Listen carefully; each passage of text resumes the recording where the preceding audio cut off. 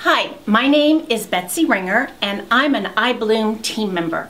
Welcome to the I Choose to Love My Life journey. We are on week 37, I Choose to Laugh. And you need to know that my iBloom teammate, Lori Burrell, is in the iBloom studio right now. Well, we love to laugh. And one of my many mottos is that your kids won't remember how clean the house was, but they'll remember your laugh. So over the years, I've really tried to look at life with kind of a funny twist, because there are so many experiences that just make great stories. Oh, Betsy, you've got to tell the Muckluck story. I mean, you've got to tell about the time we were in the Dallas airport and you shared this story and we just laughed hysterically. That is my favorite story we share. Okay. Lori wants the Muckluck story. So here we go. I guess first of all, you need to understand that I hate the cold. I hate the cold. My only fear is that I will get stranded someplace and freeze to death. So when I used to live here, I would keep quilts and boots and socks and gloves and extra coats and all kinds of things in the car, just in case I got stranded. So one day, my son was visiting our house and he loves to watch those man versus wild shows about how to survive in the wilderness. I'm usually not very interested in them, but this night it was a two-part series, and the first part was all about this couple who got stranded in the cold. They had no idea where they were. There was a snowstorm that came in and they were stranded.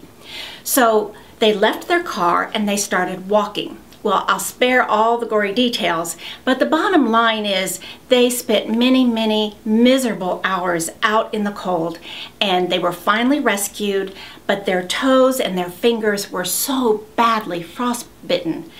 Well, this was horrifying to me. But the next part of the show was the man versus wild guy, and he was going to tell you how to survive if you ever got stranded in the cold. Well, of course, I had to listen to that.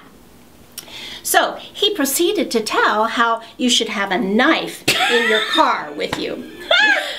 You should carry a knife, because if you ever got stranded, you could use that knife to cut the leather in the seats. Excuse me, my friend Lori, she is going nutso already. But you could, this is great information. You could cut the seats apart, and in the seats is this foam. And you take the foam and you wrap it around your feet, and then you take the leather and you wrap it around the foam to help keep the foam dry, and then you cut those seat belts, and you take the seat belts and you wrap them around your homemade mucklucks to keep them tight on your feet. Wow, I thought this was great. And then you could also take that leather, cut out more of your car, and take that leather and wrap it around you to keep you warm. Well, at the end of the show, I announced that, oh my gosh, I need a knife to keep in my car. Well, my older son said, Mom, we're not giving you a knife. The furthest you'll be away from help is 1,000 feet. You'll have that Suburban cut all apart. You'll make the mucklucks and you'll go traipsing only 1,000 feet. And not only would you have the mucklucks, you would have to have the accessories. The earrings would be made out of the doorknob handles or whatever. Betsy wouldn't just have a regular muckluck outfit. Hers would be seat belts, added on as fringe, and oh, that's just what's so funny. I can imagine Betsy doing this outfit, walking, 50 yards to the nearest Starbucks, walking in and said, I've arrived, everyone, I'm safe, I'm here. And we just can't tell this story without dying laughing. So this is why you need a friend to laugh with. You need friends to laugh with. Since then, Lori has called me time and time again when she's on a trip, and she calls laughing about this one story. So grab a friend and choose to laugh. You will be so happy. Have a great week, and please, in our comment section, respond to us with a wonderful story that you have about laughing with a friend. Have a great week.